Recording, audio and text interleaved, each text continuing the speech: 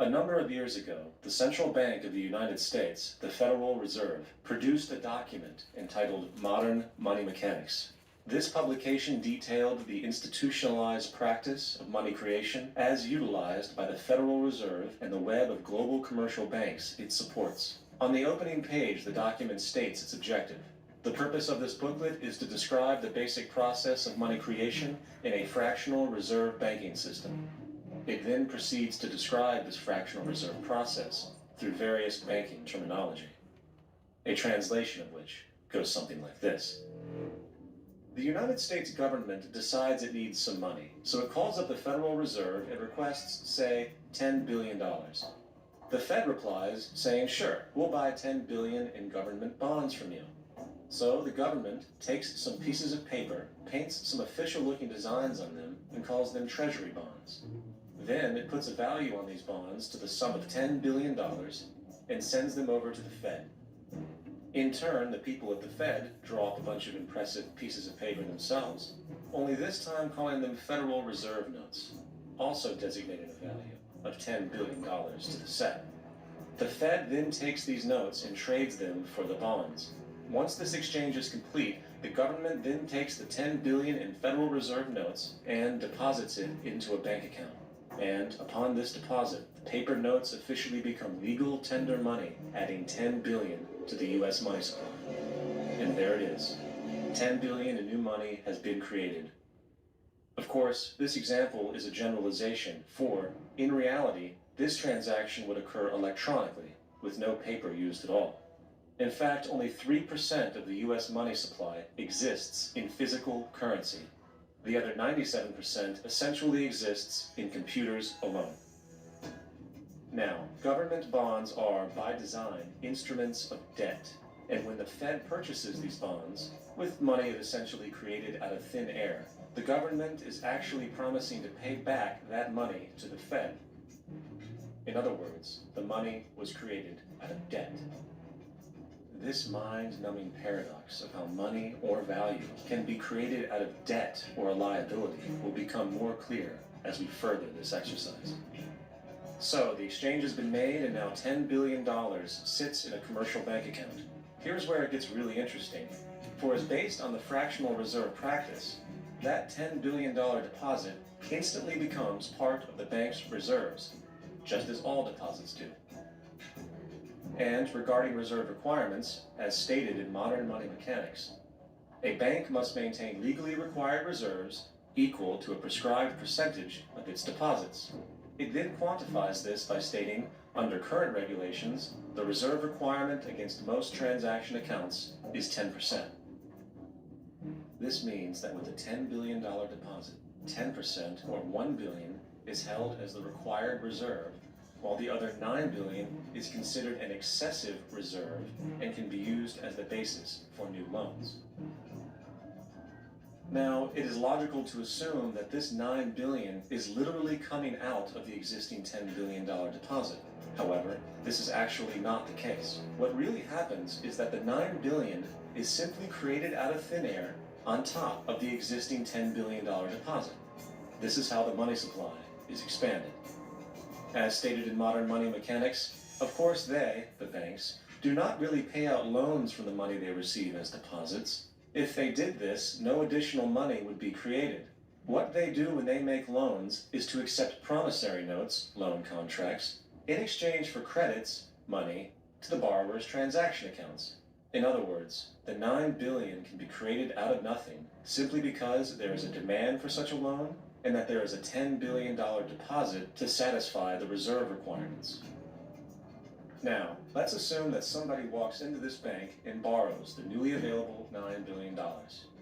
They will then most likely take that money and deposit it into their own bank account. The process then repeats, for that deposit becomes part of the bank's reserves. 10% is isolated, and in turn 90% of the $9 billion, or $8.1 billion, is now available as newly created money for more loans. And of course, that 8.1 can be loaned out and redeposited, creating an additional 7.2 billion to 6.5 billion to 5.9 billion, etc. This deposit money creation loan cycle can technically go on to infinity. The average mathematical result is that about $90 billion can be created on top of the original 10 billion.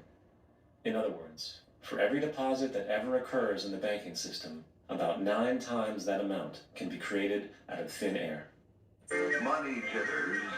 Ask the obliging Bank of America for a jar of soothing instant money, M-O-N-E-Y, in the form of a convenient personal loan. So, now that we understand how money is created by this fractional reserve banking system, a logical yet elusive question might come to mind. What is actually giving this newly created money value? The answer? The money that already exists. The new money essentially steals value from the existing money supply. For the total pool of money is being increased irrespective to demand for goods and services.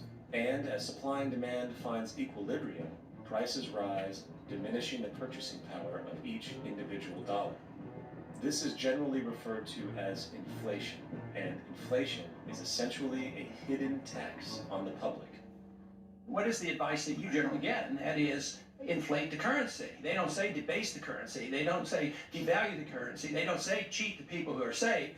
They say lower the interest rates. The real deception is when we distort the value of money. When we create money out of thin air, we have no savings, and yet there's so-called capital. So my question boils down to this: how in the world can we expect to solve the problems of inflation, that is, the increase in the supply of money, with more inflation? Of course, it can't. The fractional reserve system of monetary expansion is inherently inflationary. For the act of expanding the money supply, without there being a proportional expansion of goods and services in the economy, will always debase a currency. In fact, a quick glance at the historical values of the US dollar versus the money supply reflects this point definitively, for the inverse relationship is obvious. $1 in 1913 required $21.60 in 2007 to match value. That is a 96% devaluation since the Federal Reserve came into existence.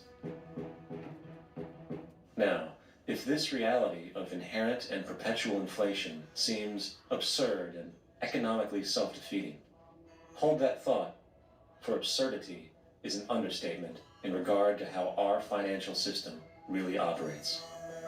For in our financial system, money is debt, and debt is money. Here is a chart of the US money supply from 1950 to 2006. Here is a chart of the US national debt for the same period. How interesting it is that the trends are virtually the same. For the more money there is, the more debt there is. The more debt there is, the more money there is. To put it a different way, every single dollar in your wallet is owed to somebody by somebody. For remember, the only way the money can come into existence is from loans. Therefore, if everyone in the country were able to pay off all debts, including the government, there would not be $1 in circulation.